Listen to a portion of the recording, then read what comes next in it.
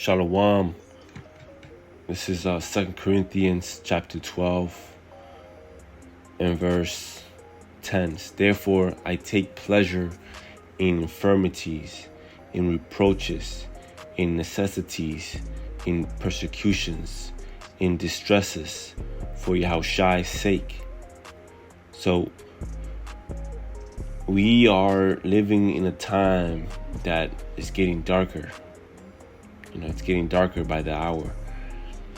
And the Lord said that He will appear and show the world His full power, in a dark time, in an evil time.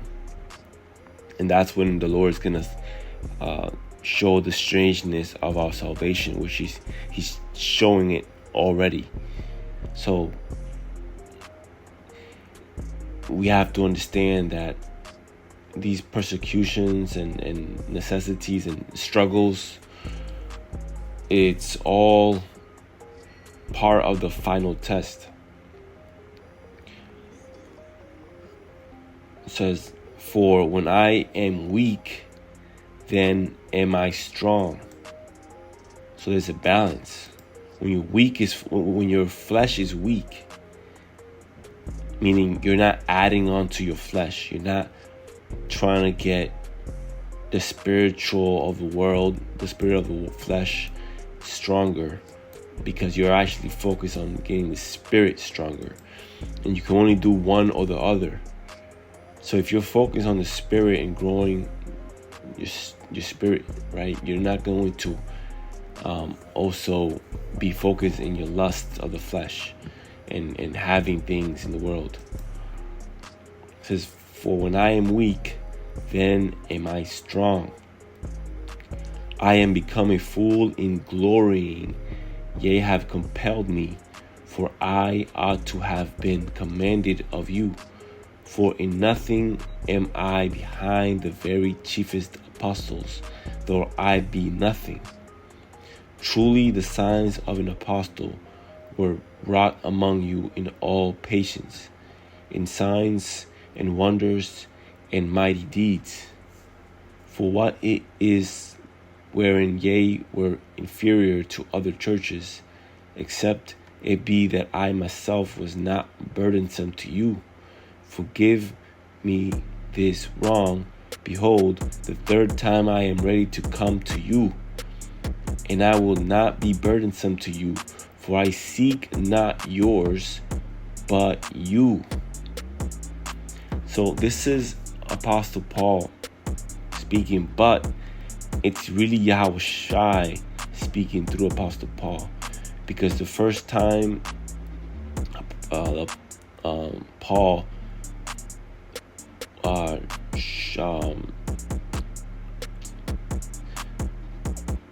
spoke to our people, it was against the Lord. So it's heavy how the Lord turned a man that was against the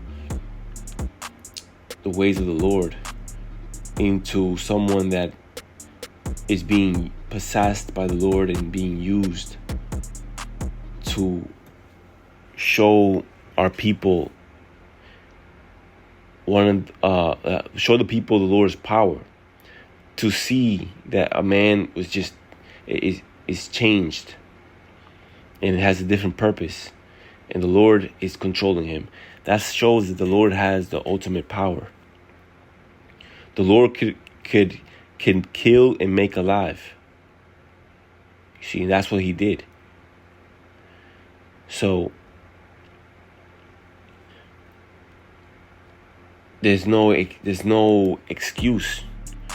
Our people have been witnesses of the Lord's power, and that those same works the Lord did are saying and warning us to follow Him. It says again, for what it is wherein ye were inferior to other churches. Right. What's the point of you exalting yourself over other synagogues. If you're a synagogue of Satan, you're going to be destroyed. You have no power. So for what is it wherein ye were inferior to other churches, except it be that I myself was not burdensome to you? Forgive me this wrong. Behold, the third time I am ready to come to you, and I will not be burdensome to you. Right? Because this time, third time, the Lord is giving that last warning and showing his power by putting Paul as his messenger. So behold, the third time I am ready to come to you, and I will not be burdensome to you. For I seek not yours, but you.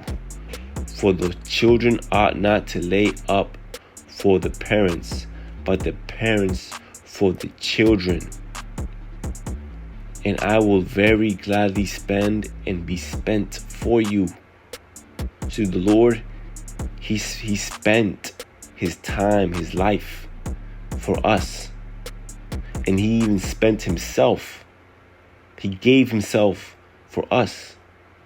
So, and I will very gladly, very gladly spend and be spent for you.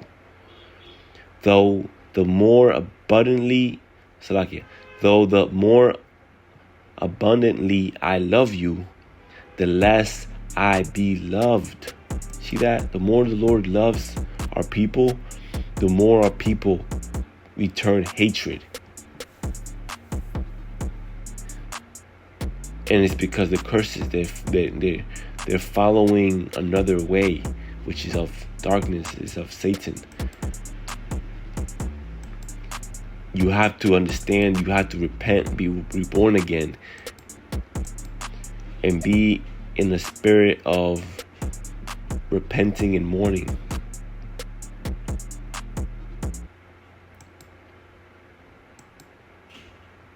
Verse 16, but it be so, I did not burden you. Nevertheless, being crafty, I caught you with guile. See that? The Lord has power to catch the wicked.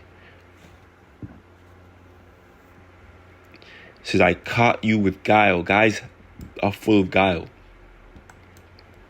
And we see that. We see that there's something wrong with guys inwardly. Verse 17, did I make a gain of you by any of them whom I sent unto you? I desired Titus, and with him I sent a brother. Did Titus make a gain of you? Walked we not in the same spirit? Walked we not in the same steps?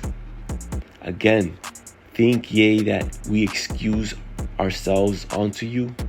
We speak before Hamashiach, power in Yahushai, but we do all things, dearly beloved, for your edifying. Guys hate us because we're showing that we have light in us, that we're showing that we're capable of showing love to our people. And since they don't know love, they don't know Yahushai, instead of seeking the Lord and seeking the Lord and asking, and they are jealous and they're saying no. They're saying no. They're gonna make their own way. They're gonna follow another way. And we see that in different parables, just like the father that had two children. One of them went away with their money and spent it in harlots, and the one stayed home.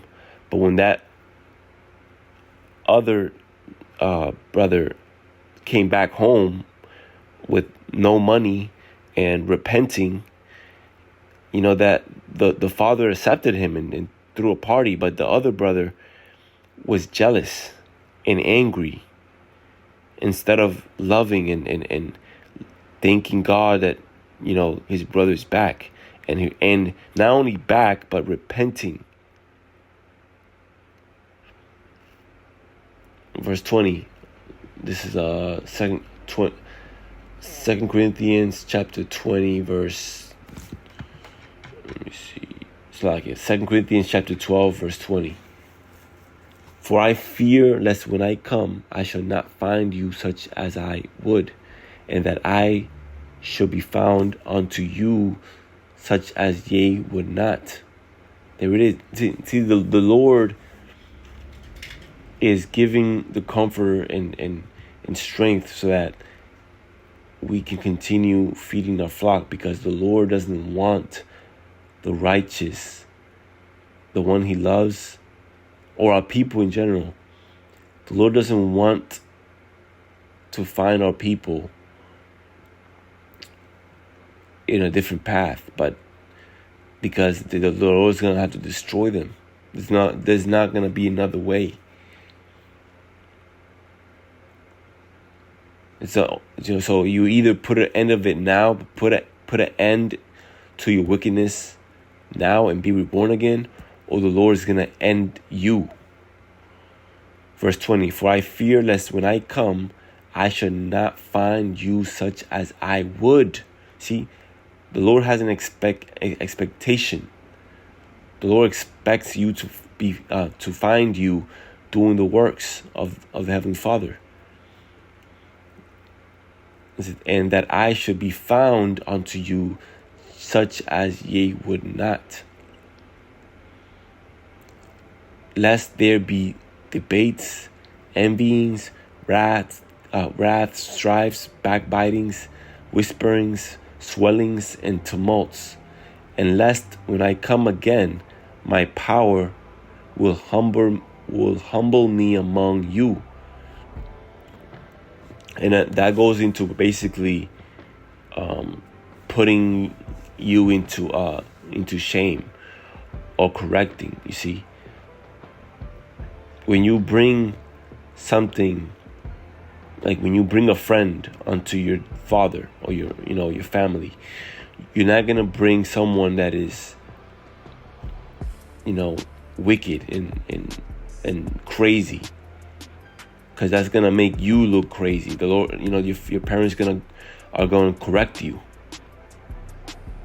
So the Lord is saying the same thing. The Lord is saying, be perfect, clean yourself, so that when the Lord brings you to His Father, you're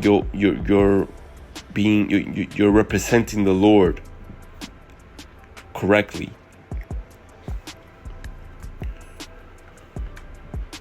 It says, and that I should bewail many. Let's see. And that I shall bewail many which have sinned already, and have not repented of the uncleanness and fornication and lasciviousness which they have committed.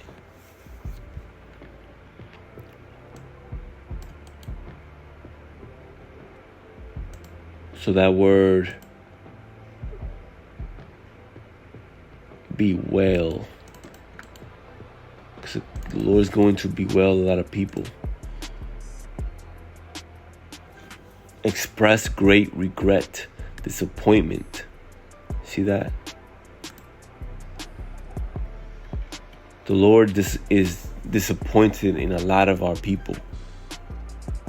That's why it's only a few that are going to be able to escape. So don't be afraid, and don't feel sad because you're being separate. Don't be sad because there isn't much people around you, or you're a loner, or you're nobody. You see, because only the nobodies are going to be able to be saved by the Lord. The world looked at the Lord like a nobody. They hated the fact that He had power. And if you're somebody in the world, then you're nobody in the spirit. You can only be one. You can only be strong in one and weak in the other. So you choose. In the elect, they choose to to be weak in the world, because the Lord is in charge of us being capable of continuing. Yes, we're weak, but we're not giving up. We're still standing. And what makes us stand continually is not the flesh, it's the strong spirit. It's what's in the inside, what's in your mind. What are you worshiping? What are you praising? What are your hopes? What do you hope on? We don't put our hopes in money, in the system of this world. That's why we pay attention to, in movies, how the system is going to fall down and how people will act and how the system will be. And we're comforted because the Lord is in us. But if you don't have the Lord, then you're either going to be ignorant or afraid and scared. But when the time comes, there's not going to be any ignorance, because you won't be able to ignore the fact that you're not eating, the fact that you have no roof, the fact that you have no protection, no cover. You can't ignore these things.